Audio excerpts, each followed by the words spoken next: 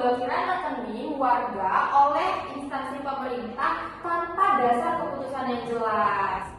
Sebelum itu, kami akan memperkenalkan diri kami masing-masing. Perkenalkan, nama saya Nasita Anandita Purnamawati dengan NPM 25103. Perkenalkan, nama saya Dina Saramulya Sopang dengan NPM 2551054. Kami selaku pembawa acara akan membantu kalian semua dalam nonton podcast kali ini. Yeay.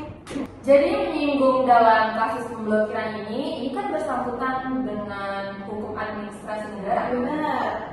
Nah, kalau boleh tahu nih, hukum administrasi negara itu apa sih? Jadi hukum administrasi negara itu adalah aturan yang mengatur bagaimana pemerintah berhubungan dengan kita sebagai warga negara untuk membuat sesuatu yang berhubungan dengan administrasi. Seperti contohnya kita membuat KTP.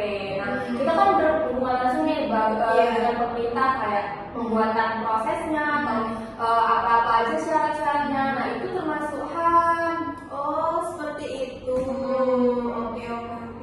Nah, untuk menyinggung soal HAM ini, hari ini juga memiliki azas umum yang baik atau kita sebut dengan AAUPB. Nah, apa sih AAUPB itu? AAUPB adalah pedoman yang dijadikan oleh pemerintah untuk menjalankan tugasnya itu apakah sudah dikelola dengan baik, adil, dan bebas dari wewenang yang disalahgunakan. Nah, tujuan dari AAUPB ini juga untuk memberikan kepastian hukum kepada masyarakat agar si administrasi ini mengerugikan apa tidak untuk masyarakat tersebut. Nah, dalam AAUPB ini juga memiliki beberapa jenis. Yang pertama ada jenis meliputi kepastian hukum, terus juga ada azas kemanfaatan ataupun azas ketidakberpihakan hukum. Banyak juga ya tentang AAUPB ini. Aku sering dengar sih tentang AAUPB. Terus kalau contoh-contoh AAUPB itu gimana sih kak? Kan tadi kakak udah jelasin tuh. Iya. AAUPB itu apa? Terus asas-asasnya gimana? Ya gimana tuh? Jika pemerintah tidak melakukan tugasnya dengan baik dan adil kepada masyarakat atau bisa juga merugikan masyarakat, maka azas UPB inilah yang mengenai kepada pemerintah itu. Jika pemerintah menyalahgunakan AUPB ini, maka pemerintah bisa mendapatkan sanksi dari yang mereka perbuat. Jadi patokan pemerintah tuh di AAUPB ya? Iya, benar. Karena pemerintah punya azas-azas umumnya baik, maka pemerintah tidak bisa tuh menyalahgunakan wewenangnya seenaknya itu kepada masyarakat. Iya, Gitu. aku paham sih yang kak jelasin. Iya. Kita lanjut ke wewenangnya lah ya. Boleh. Jadi wewenang itu ada 3 nih. Iya. Apa tuh kak? Pernah dengar nggak tentang atribusi, wewenang atribusi? Atribusi pernah sih. Jadi kalau atribusi itu wewenang yang langsung diberikan oleh undang-undang kepada lembaga atau pejabat. Jadi langsung nih, nggak ada ini, pokoknya langsung kamu ngerjain ini. Si pemerintahnya ya udah, berarti pemerintah itu yang harus ngerjain. Nah kalau delegasi, wewenang delegasi itu kakak pernah dengar nggak? Delegasi pernah sih, pernah dengar. Ini aku jelasin aja lah ya. Iya. Delegasi itu pelimpahan wewenang dari pejabat yang lebih tinggi ke lebih rendah. Paham lah ya kan? Pasti sering lihat Iya, kan? pernah terjadi juga ya kan, itu pastinya. Terus yang paling sering kita temui lah, pasti sering nengok sih mandat, wewenang mandat. Oh iya, mandat kayak dari komandonya ke bagian anak buahnya. Iya, gitu ya, benar. kan? Tapi tanggung jawabnya itu ke komandonya. Jadi mandat itu intinya pelimpahan tugas untuk menjalankan wewenang. Tetapi tanggung jawabnya itu ke si pemberi tugasnya. Jadi misalnya aku nih sebagai ketua kelas kasih tugas ke kamu. Iya. Terus kamu kan yang beri tugasnya. Benar. Tapi tanggung jawabnya tetap ke aku karena aku yang ngasih mandat ke kamu. Gitu Jadi lah. cuma memberikan mandat aja ya, penyampaian tugas itu aja ya. Tanggung jawabnya tetap aku. Soal HAM nih, dan tadi kita udah jelasin definisi HAM, AUPB, wewenang. Aku mau tahu nih sekarang sistem HAM itu gimana kak? Nah, pastinya di hari ini memiliki sistem juga. Nah, hari ini juga memiliki 3 sistem. Yang pertama ada sistem struktur hukum yang berisi tentang lembaga yang menjalankan hukum seperti kayak pengadilan atau dalam sistem pemerintahan yang pokoknya dia menjalankan dari hukum ini. Nah, yang kedua ada substansi hukumnya, yaitu isi dari hukum itu sendiri seperti kayak aturannya, undang-undangnya, ataupun norma yang berlaku di dalam situ juga. Lalu yang ketiga yaitu budaya hukum. Nah, budaya hukum ini berisi tentang sikap dan kesadaran masyarakat terhadap hukum. Apakah masyarakat ini sadar terhadap hukum ini?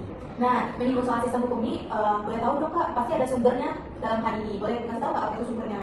Sumber hukum HAM itu ada dua, yang tertulis dan tidak tertulis. Tertulis itu kayak undang-undang, tertulis kan, ada kan bentuknya gitu kan, Dalam bentuk tulisan. bener. Intinya peraturan gitu kan, undang-undang, peraturan pemerintah sampai ke bawah-bawah peraturan daerah. Terus ada sumber hukum tidak tertulis, itu lebih ke kayak kebiasaan dan praktik yang sering berjalan gitu. Kita udah menjelaskan tentang definisi HAM, terus KUPD, terus WW6. Nah aku tuh penasaran sih sebenarnya, pengetahuan kakak nih tentang sistem HAM itu gimana? Nah, dalam sistem HAM ini ada 3 kelompok. Yang pertama ada struktur hukum. Apa sih struktur hukum itu? Adalah lembaga yang menjalankan hukum. Kakak tahu nggak lembaganya apa saja? Gimana tuh maksudnya? Lembaga itu kayak seperti di dalam pengadilan. Nah, pengadilan ini mengadili hukum kita. Apabila kita melakukan pidana ataupun yang dari hukum ini, kita bisa melalui dari pengadilan ini atau pemerintah yang menjalankan di dalam sistem itu. Nah, yang kedua ada substansi, yaitu isi dari hukum itu sendiri, seperti kayak aturan, kayak undang-undang ataupun norma yang berlaku. Itu isinya. Terus yang ketiga yaitu budaya hukum. Apakah kita itu sadar terhadap hukum ini? Seperti itu. Gitu. Aku makasih ya kak ilmu barunya. Nanti aku penasaran sih tentang Iya. itu. Nah, balik dari itu, aku juga penasaran Kak.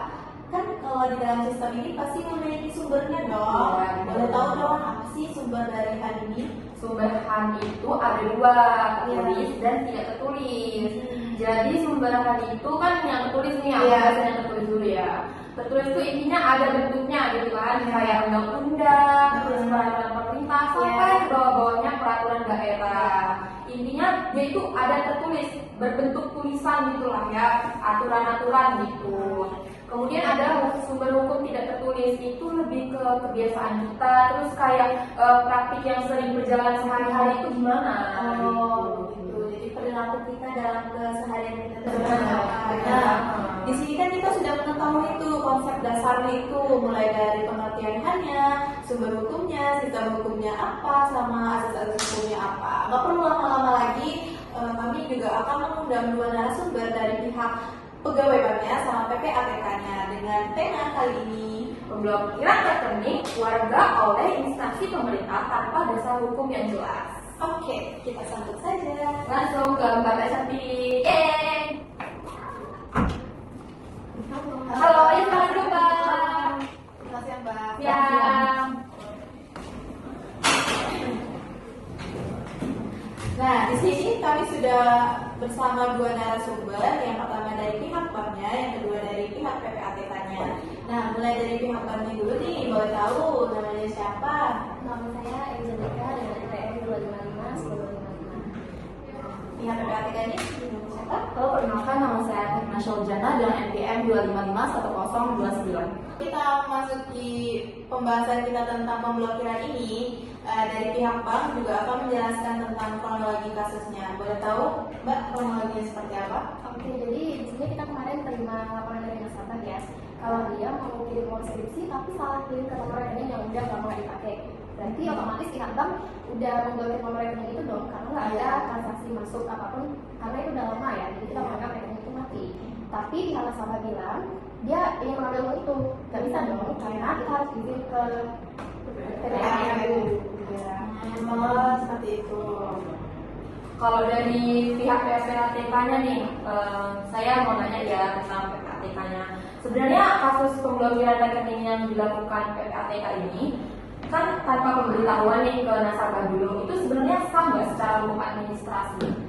Jadi dari perspektif kami ya, pemblokiran rekening itu bukan semata-mata tindakan semena-mena ya. Nah, tetapi bisa dianggap sebagai bagian dari upaya untuk menjalankan fungsi negara kita. Nah, khususnya dalam menjaga ketertiban dan penegakan hukum kita. Nah, di sini kita dapat beralasan nih bahwa pemblokiran itu dilakukan untuk mencegah tindak pidana dan seperti pencucian uang atau pengadaan ilegal ya, pendanaan ilegal ya. Nah, dalam kondisi tertentu nih, tindakan cepat yang dilakukan kami itu agar dana ini tidak segera dipindahkan atau disalahgunakan gitu. Nah, dari sudut pandang kami, pemblokiran itu bisa dilihat dari sebagai apa sih, bisa dilihat sebagai tindakan preventif, di mana artinya pemerintah itu berusaha nih untuk mencegah adanya kerugian yang lebih besar lagi dan menjaga stabilitas sistem keuangan negara kita. Nah, Di sini kami juga bisa berargumen bahwa mereka yang memiliki kewenangan yang diberikan oleh undang-undang, terutama ada kerja nih, terutama jika ada yang kerjasama dengan aparat penegak hukum atau lembaga pengawas keuangan. Oke. Jadi tadi kan Mbak Nia sudah menjelaskan tuh bagian pemerintahnya. Tadi saya juga menjelaskan tentang AUPB itu seperti apa. Nah, menyinggung soal AUPB, saya mau menanyakan kepada Anda, apakah tindakan pemerintah itu sudah sesuai dengan AUPB ini? Jadi menurut kami ya, tindakan pemblokiran rekening tanpa pemberitahuan itu bisa dianggap sesuai dengan AUPB jika itu dilakukan untuk kepentingan umum dan berdasarkan juga dengan kehati-hatian dan untuk efektivitas penegakan hukum. Nah, tapi kalau misalkan ini tidak didukung oleh dasar hukum atau prosedur yang jelas ya, maka itu dianggap melanggar AUPB juga. Nah kan kayak Kak Nasita tadi udah jelasin tuh AUPB itu ada apa aja itu atas-atasnya dan jalaninnya udah jelasin tadi. Jadi saya tuh penasaran sama pihak bank. Sebenarnya dalam kasus ini tuh pelanggaran apa saja yang dilanggar dari AUPB? Oke, jadi di sini sebenarnya ada 7 asas yang dilanggar. Yang pertama itu ada asas kepastian hukum, yang kedua itu ada asas keterbukaan, yang ketiga asas akuntabilitas, yang keempat asas tidak menyalahgunakan wewenang, yang kelima asas proporsionalitas, yang keenam ada asas kecermatan, dan yang ketujuh yang terakhir adalah asas perlindungan hak warga negara. Begitu ya Mbak Iza. Oke. Tadi kan Mbak Nia sudah menjelaskan kronologinya seperti apa ya kan, bahwasannya di dalam video yang beredar itu Mbak ini memberikan mentransfer uang ke rekening dia yang sudah lama, tapi tanpa ada pemberitahuan dari PPATK-nya ini. Nah, untuk itu kan pasti PPATK-nya ini juga sudah melanggar AUPB-nya kan, karena di dalam tadi Mbak Nia sudah menjelaskan dari 7 asas itu AUPB sudah melanggar tentang kepastian hukum, keterbukaan, dan selanjutnya. Nah, boleh tahu dong bagaimana upaya PPATK ini untuk memperbaiki dari sistem administrasi itu agar kayak masyarakat itu tidak lagi mempertanyakan bagaimana memperbaiki menindaklanjuti dari kasus ini seperti itu. Jadi yang seperti yang tahu ya, PPATK ini kan memiliki peran yang strategis dan dalam menjaga sistem keuangan negara ya, agar negara tetap aman, transparan, dan bebas dari tindak pidana dan terutama pencucian uang. Nah, untuk memperbaiki sistem administrasinya ya, ada nih beberapa hal yang harus kita lakukan ya. Yang pertama itu memastikan bahwa setiap tindakan yang termasuk dalam pemblokiran rekening ya, seperti kasus ini ya, memiliki landasan hukum yang jelas. Nah, dan prosedur yang bagus serta yang transparan ya. Nah, itu penting supaya tidak muncul kesan yang seperti kewenangan tadi. Nah, kemudian juga memperkuat koordinasi dengan berbagai pihak seperti bank, aparat penegak hukum, dan lembaga terkait lainnya ya. Nah, dengan koordinasi yang baik seperti tindakan bisa dilakukan dengan lebih terstruktur ya, dan tidak menimbulkan kebingungan di masyarakat. Nah, PPATK itu juga kami juga perlu memperbaiki sistem pemberitahuan kepada masyarakat sebenarnya di sini. Memang dalam kondisi tertentu pemberitahuan itu bisa ditunda, tapi tetap harus ada mekanisme yang jelas tentang kapan dan bagaimana informasi itu disampaikan kepada pemilik rekening masyarakat ya.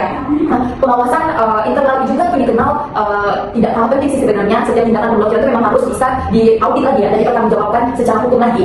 Ini tuh untuk mencegah adanya penyalahgunaan wewenang tadi. Nah, di sisi lain sebenarnya di sini pembagian sistem digital juga perlu ditingkatkan sih sebenarnya. Misalnya dengan sistem pemantauan transaksi yang lebih akurat dan administrasi yang dokumentasi yang lebih baik sih. Dengan begitu ya, setiap tindakan itu bisa dilacak dan memiliki bukti yang jelas. Nah, terakhir nih ada edukasi juga kepada masyarakat juga penting seharusnya. Dengan itu kami perlu menjelaskan alasan pemblokiran rekening serta hak dan kewajiban dari nasabah tersebut ya, seperti apa, dan dengan pemahaman tersebut yang pemahaman nasabah mereka yang mereka dapat itu akan lebih baik dan masyarakat tidak akan merasa dirugikan tanpa penjelasan yang belum dijelaskan lah atau masih simpang siur gitu ya. Nah, jadi intinya tuh di sini tuh adalah harus adanya keseimbangan di mana antara kewenangan negara untuk menjaga keamanan sistem keuangan dan juga perlindungan hak-hak masyarakat sebagai individu seperti itu.